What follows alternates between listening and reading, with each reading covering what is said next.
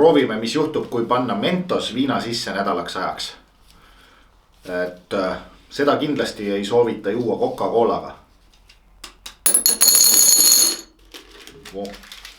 Nii vähe oligi või? Okei. Ja viin.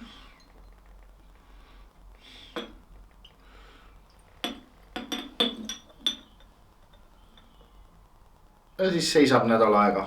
Ja vist punamütsikese Mentos nüüd.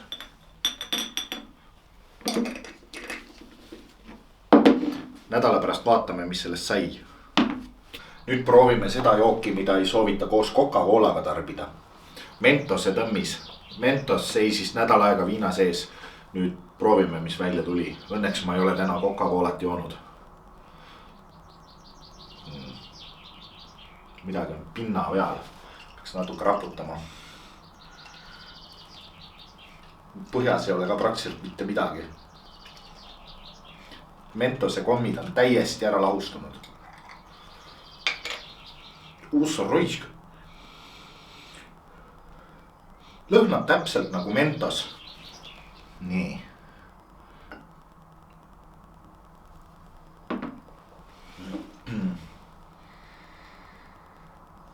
Täiesti Mentose kommi lõhn on nagu.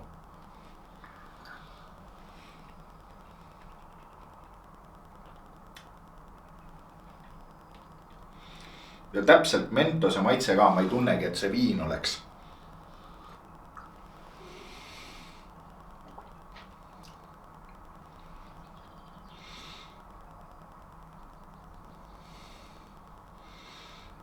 Ma ei saagi aru, kus kohas see viin nüüd on.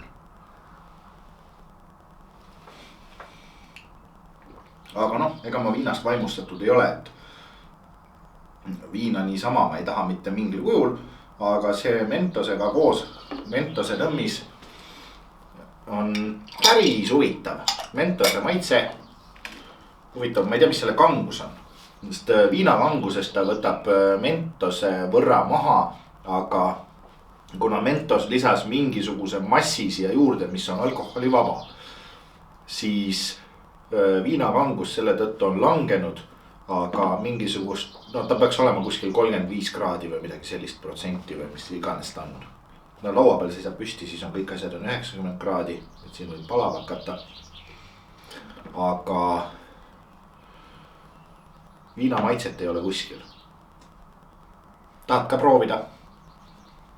Sinu lemmik Mentos, nosida pole midagi.